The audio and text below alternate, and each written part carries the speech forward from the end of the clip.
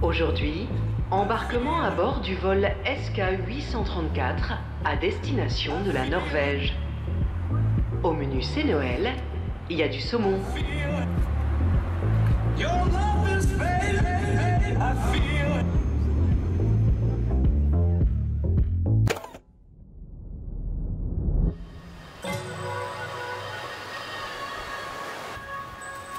Quel temps de merde! On va essayer de pêcher le saumon, même si on est un peu hors saison là. Ce n'est pas vraiment la meilleure période pour en trouver, mais on va essayer. Malgré la neige.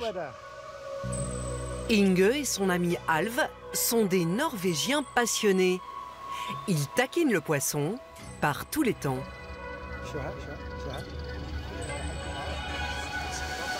Saumon, saumon! On en veut des gros, hein? Oh, j'ai une touche! Eh, il a attrapé un poisson. Et je pense que c'est un saumon. Et c'est pas un petit, c'est un balèze en plus. Et non, il est carrément gros. Ces biologistes ne viennent pas s'approvisionner pour le réveillon. Ils récoltent des données sur la population de saumons sauvages. À cette époque de l'année, ces poissons remontent la rivière pour se reproduire et déposer leurs œufs.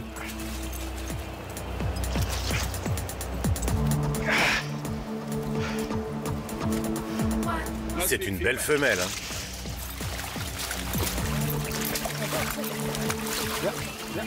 Alors ce que je peux vous dire, c'est que ce saumon vient de pondre. La poche d'œufs est presque vide. En revanche, je ne peux pas vous dire si nous avons affaire à un saumon sauvage ou à un saumon d'élevage. Seule l'analyse de son ADN pourrait nous révéler avec précision la nature de son patrimoine génétique. Leurs études montrent un phénomène inquiétant. Le saumon sauvage est en voie de disparition, supplanté dans la nature par son rival, le saumon d'élevage, échappé des fermes aquacoles. Il y a des rivières où le saumon sauvage a presque disparu. Sur 15 saumons pêchés, 10 à 12 seront des poissons échappés des fermes d'élevage. Ils auront l'air sauvages. Mais en fait, ce seront des croisements entre saumon sauvage et saumon d'élevage survenus il y a des années. Et ça, c'est un gros problème. Je pense qu'il faut que je la relâche pour qu'elle puisse pondre dans la rivière. Au revoir. À terme, l'emblème de la Norvège et son patrimoine génétique unique au monde risquent tout bonnement de disparaître. Il ne reste aujourd'hui que 500 000 saumons sauvages. Agiles, sportifs, à la chair fine et succulente. Ils ne pèsent pas bien lourd face aux 400 millions de saumons d'élevage, gras, feignants et agressifs, qui font la fortune de l'industrie agroalimentaire norvégienne. Nous sommes remontés à l'origine du problème, à l'ouest de la Norvège, où se trouvent la plupart des 900 fermes piscicoles du pays. Après le pétrole et le gaz, la salmoniculture est le secteur d'activité le plus rentable au royaume des fjords. Pour rencontrer le saumon industriel, il faut partir faire un petit tour en mer.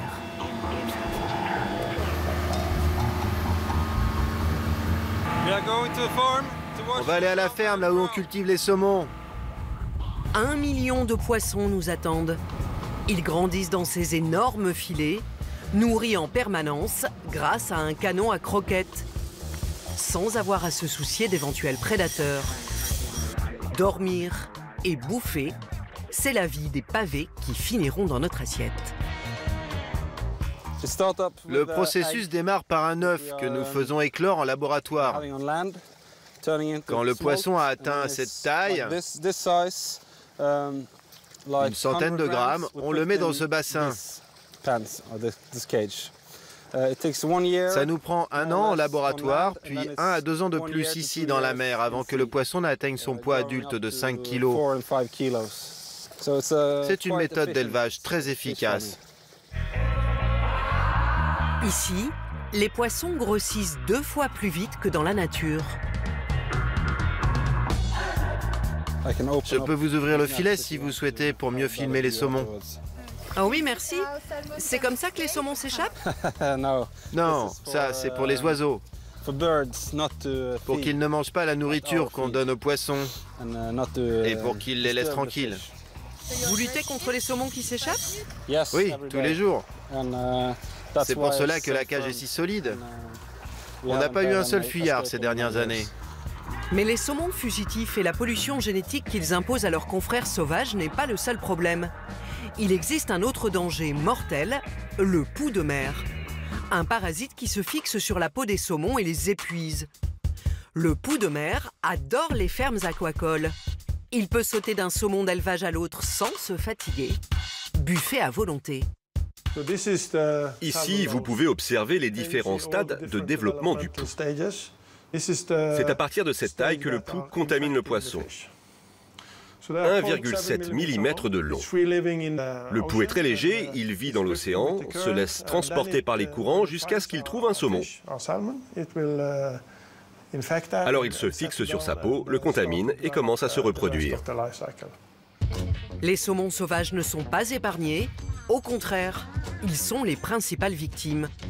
Lorsqu'ils passent à proximité des fermes, le poux les contamine à leur tour.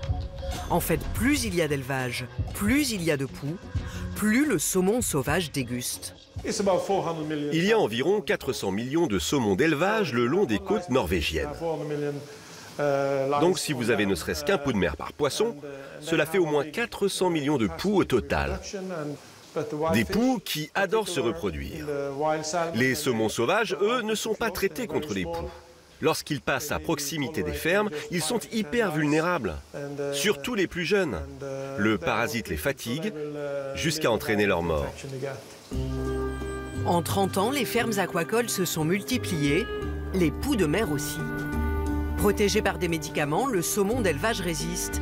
Le saumon sauvage, lui, a vu sa population divisée par 2 sur la même période. Et dans certaines zones de production intense, il a carrément disparu. Pour inverser la tendance, le gouvernement norvégien vient de lancer un plan d'action. Objectif, limiter la production dans les zones les plus saturées et mieux répartir les fermes d'élevage le long de la côte. C'est un système très simple. Tout le monde sait que quand le feu est rouge, on doit s'arrêter. À l'orange, il faut se montrer prudent. Et au vert, c'est bon, vous pouvez passer. Là, vous voyez, c'est la côte norvégienne. Dans les zones vertes, les éleveurs peuvent augmenter leur production. Dans les zones rouges, ils doivent la réduire de 6% par an. Les zones rouges concentrent le plus de fermes et donc le plus de poux de mer. C'est ici que le taux de mortalité du saumon sauvage dépasse les 30% et qu'il faut agir en priorité. Le gouvernement norvégien souhaiterait relocaliser une partie de la production plus au nord, sans trop embêter une industrie qui rapporte tout de même 7,5 milliards d'euros chaque année. Ce système, c'est gagnant-gagnant, pour l'environnement, pour le gouvernement et pour les industriels. Mais les éleveurs situés en zone rouge ne veulent surtout pas entendre parler d'un déménagement. Ils préparent la contre-attaque. On est retourné voir Nikolai et ses saumons d'usine, beaucoup moins fringants cette fois-ci. Après 3 ans passés à s'engraisser, les voici qui entament leur trajet vers nos estomacs. C'est une machine qui trie les poissons selon leur poids. De 1 à 2 kg, de 2 à 3 kg, etc.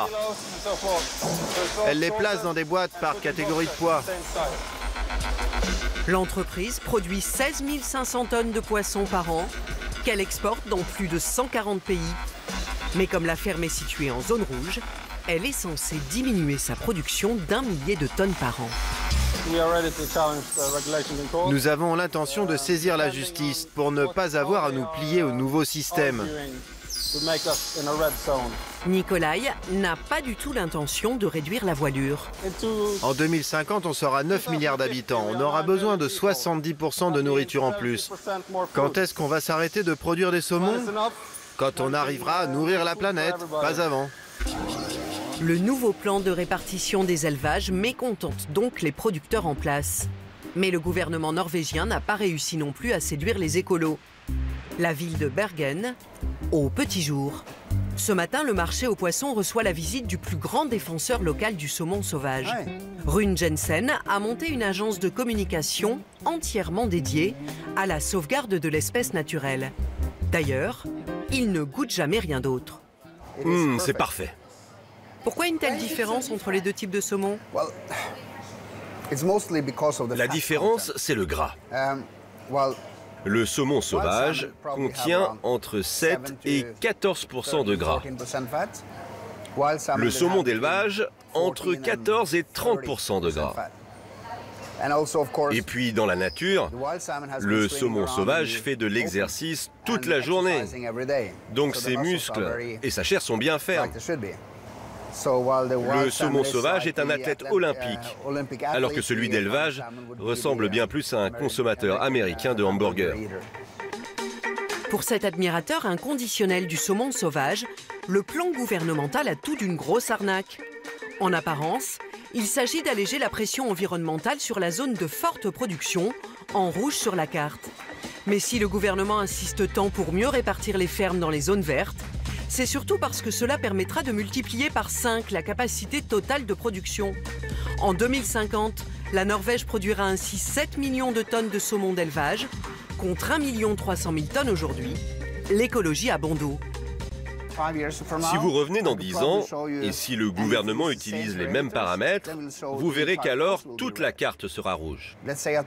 On produit 20 fois plus de saumon d'élevage qu'il y a 30 ans. C'est une croissance énorme et très rapide.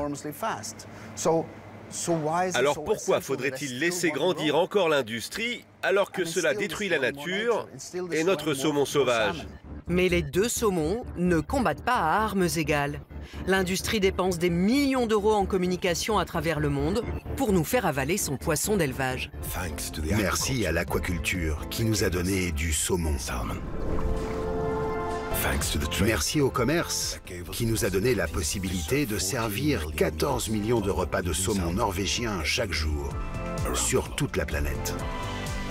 Le saumon sauvage, lui, n'a que ses yeux pour pleurer. Le saumon sauvage, c'est notre responsabilité à nous les Norvégiens. C'est comme le panda pour les Chinois. Des fois, j'aimerais qu'il ait lui aussi de grands yeux marrons pour nous attendrir. Mais il a des yeux de poisson et personne ne s'apitoie sur son sort. Pourquoi? Alors s'il vous plaît, pendant les fêtes, avant de vous ruer sur les canapés, soyez sympa. Une petite pensée pour notre ami le saumon sauvage. I will survive. Hey, hey.